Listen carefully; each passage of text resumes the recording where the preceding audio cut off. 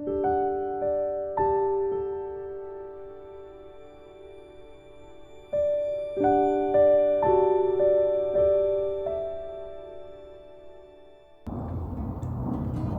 AUMC. My name is Tammy Box, and I'm the chair of your Finance Committee, and I have a few good updates to bring to you today.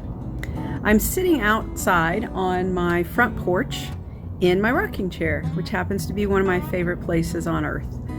So I'm going to attempt to do this out here, even though it's that time of day when people are out walking their dogs, and so I might have to wave at a few of my neighbors along the way.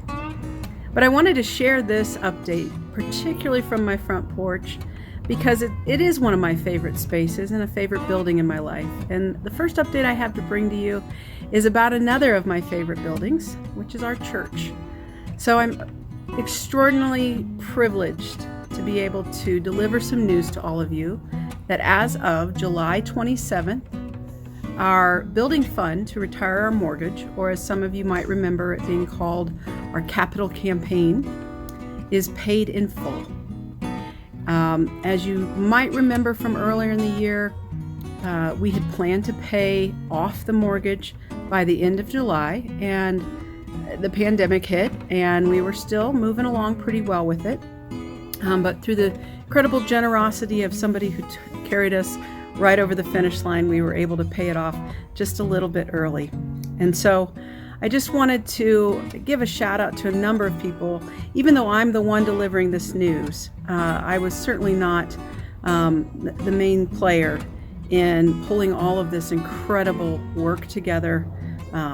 You all remember that we had a fantastic building committee, and I wanted to give a shout out to a few of those people as well.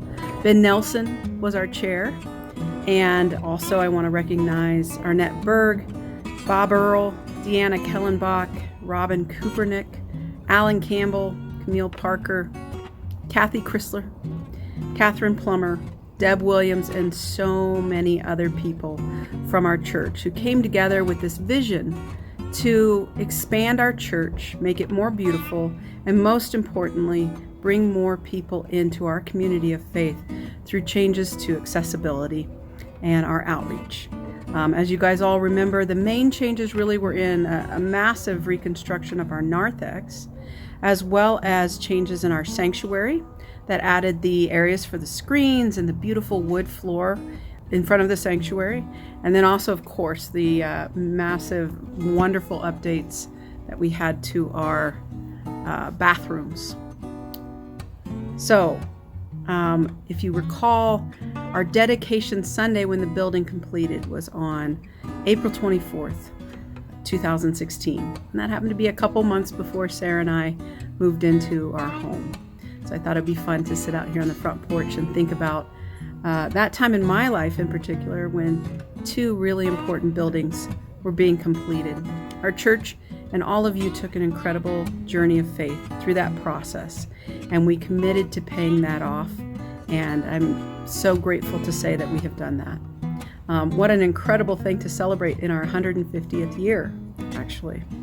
So if you're wondering, and maybe you have existing commitments that you had wanted to put into the building fund, the mortgage, the capital campaign, if that's the case, don't worry, we'll still take your money.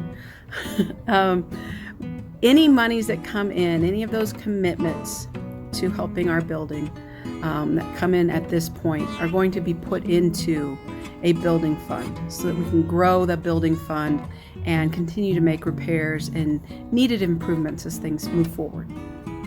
So the second update I wanted to give you is our regular finance update.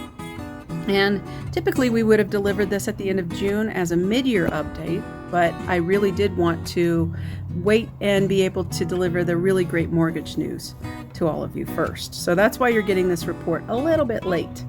At this point, so the update I'm going to provide is through July 31st.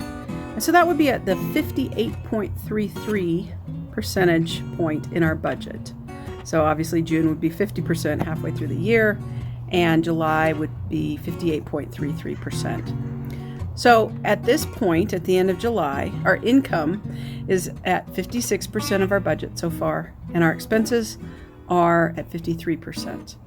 So the difference, so we're ahead a little bit by an amount of around $26,000. I do want to mention that our July giving was down just a little bit. We had a tough July, and looking back on previous years, it was one of the tougher Julys that we've had, so I don't want to sugarcoat that. However, it looks like August is bouncing back a little bit better. But as you know, we will keep you posted on all of that and make sure you're aware of the financial health of our church. A couple other good highlights, though, to bring to your attention.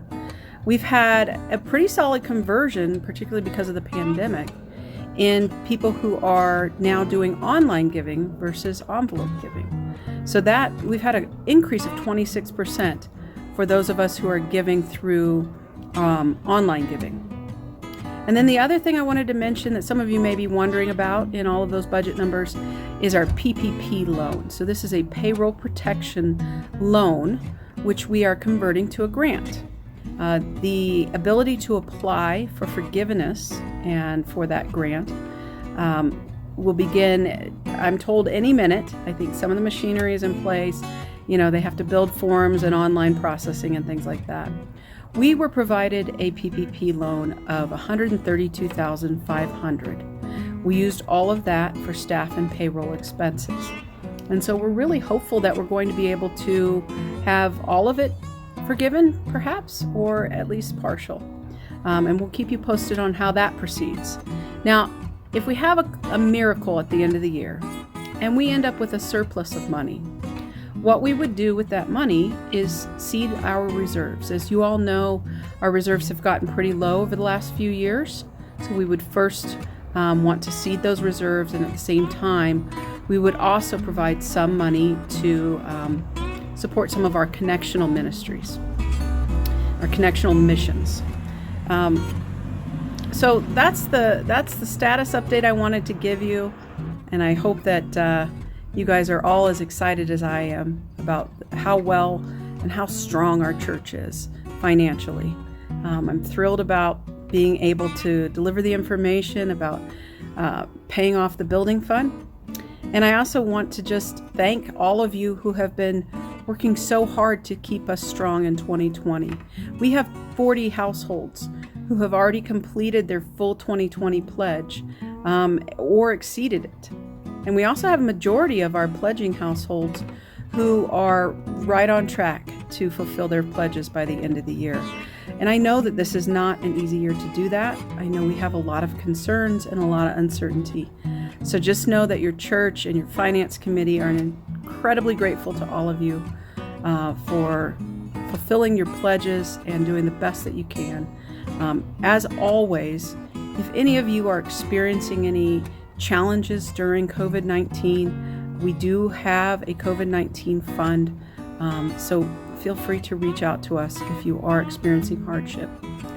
We will always want you to know that your church is here for you. So you're going to hear a lot of more updates as we settle into the end of summer and into fall. The finance team's going to be teaming up a little bit with the 150th celebration crew, and we're going to be establishing a lot of fun things as we all recommit to the bright future we have with AUMC.